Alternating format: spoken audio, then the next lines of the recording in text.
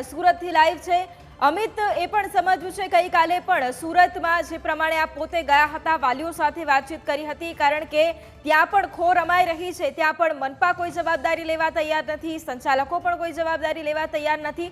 હવે બાળકોની જવાબદારી માત્ર વાલીઓએ લેવી પડશે। આજે જ્યારે શૈક્ષણિક સત્ર શરૂ થઈ રહ્યું છે, બાળકો જ્યારે શાળાએ પહોંચી રહ્યા છે, ત્યારે સુરતમાં પણ કઈ એવી શાળા છે જેમાં હજુ પણ જોખમ છે, હજુ પણ ત્યાં તપાસનો ધમધમાટ ચાલી રહ્યો છે, પૂરતી સુવિધાઓ નથી, અને બીજી તરફ આજથી જ્યારે સંપૂર્ણ જવાબદારી વાલીઓની છે, ત્યારે એ વાલીઓ પણ જ્યારે બાળકોને છોડવા માટે આવી રહ્યા છે શાળાએ, તેમનું પણ શું કહેવું છે?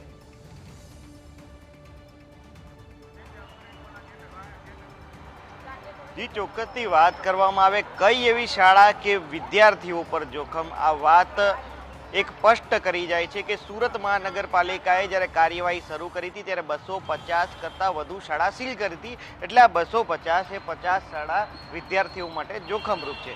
મોટાભાગે કહી શકાય કે ક્યાંક એનઓસી નથી તો ક્યાંક બીયુસી નથી। અને આજે જ્યારે વેકેશન બાદ આજે શૈક્ષણિક સત્ર શરૂ થયું છે ત્યારે શાળાઓ શરૂ થઈ છે। સીધા દ્રશ્ય જોઈ શકો છો, વિદ્યાર્થીઓ છે તે શાળાએ પહોંચી રહ્યા છે। 250 જેટલી શાળા જે સીલ થઈ હતી તેને શરતોના આધારે ખોલવામાં આવી છે, જ્યાં બીયુ ન હોય, એટલે કે બિલ્ડિંગ યુઝ પરમિશન ન હોય, સર્ટિફિકેટ ન હોય, તે જે શાળાઓને 60 દિવસની અંદર આ સર્ટિફિકેટ મેળવવાનું રહેશે। આ ઉપરાંત જે શાળામાં ફાયર એનઓસી નથી અથવા તો ફાયર સેફ્ટીના સાધનોની કમી છે તે તમામ શાળાઓને 20 દિવસની અંદર વિદ્યાર્થીઓની સુરક્ષા સુનિશ્ચિત કરવી પડશે। પરંતુ સવાલ એ થઈ રહ્યા છે કે સુરત મહાનગરપાલિકાએ શરતોના આધીને આ વાત કરી હતી, પરંતુ જો આટલા જ સમયગાળામાં 20 દિવસ અથવા તો 60 દિવસના સમયગાળામાં કોઈ દુર્ઘટના થાય તો તેનો જવાબદાર કોણ? શાળાના પ્રિન્સિપલ સાથે વાતચીત કરવાનો પ્રયાસ કરીશું। સાહેબ, આજે શૈક્ષણિક સત્ર શરૂ થયું છે, વિદ્યાર્થીઓની સુરક્ષા માટે કઈ રીતના પગલાં આપના તરફથી? નમસ્કાર, હું director of Nalanda education campus. એમ જોવા જાય તો અમારી પૂણા ગામમાં નાલંદા વિદ્યાલય 35 વર્ષથી શિક્ષણમાં સહયોગ આપે છે, અને આજ રોજ નવું સત્ર શરૂ થયા છે। એમ કહેવાય ને કે બાળકો માટે એક બીજું ઘર એટલે શાળાને ઘર કહેવાય। 2024-25 માટે આ સત્ર જે છે ને બહુ લાંબુ વેકેશન હતું, તે છતાં આજે બાળકો આવ્યા છે અને શિક્ષકો આવ્યા છે, બહુ ખુશી છે। અને તંત્રને જોવા જઈએ તો તંત્ર પણ અમારું બહુ સહયોગ કર્યા છે શાળાને ખોલવાનું બાબતે। સાહેબ, આપણે કયા આધારે આ શાળા સીલ થઈ હતી, કયા પુરાવા ન હતા?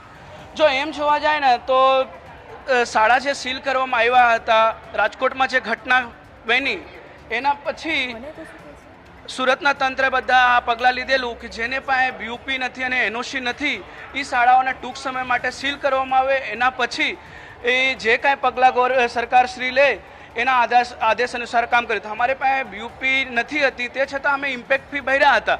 ઓકે, તો અમારી શાળા સીલ કરવામાં આવ્યા હતા। પછી અમે બધા શાળા સંચાલકો અને મળીને આપણે કલેક્ટરશ્રી અને વરછા ઝોનમાં જાવીને આવેદનપત્ર આપ્યા કે અમારી શાળામાં આ વસ્તુ નથી, તે બધા બાંધરી લઈને અમને મોહલત આપ્યા છે કે તમે આટલા દિવસમાં આ પત્રો એકઠા કરીને જમા કરાવી દો, જે ખૂટતું પત્રો છે તો તમારા શાળા નિયમિત રહેશે। જે બાંહેધરી આપી છે એટલા દિવસમાં દુર્ઘટના થાય તો જવાબદારી કોની રહેશે, તંત્રની કે શાળા સંચાલકો? જો એમ કહેવાય ને કે દુર્ઘટના એક અલગ વસ્તુ છે, ઠીક? દુર્ઘટના કોઈ દિવસ કંઈ નથી આવતી, અને અમારે અહીંયા 100% જોવા જઈએ તો બહુ વેન્ટિલેશન છે અને એનઓસી છે, ફાયર સેફ્ટી છે અને એલાર્મ છે, તો આવી શક્યતા બનતી નથી। લેકિન જે જગ્યા બને છે, હું સરકારશ્રીને એવું અપીલ કરું છું કે શા માટે બને છે પહેલાં યોગ્ય રીતે ચકાસણી કરીને બીજી શાળાઓને, બીજી સંસ્થાઓને ધ્યાનરૂપે રાખે।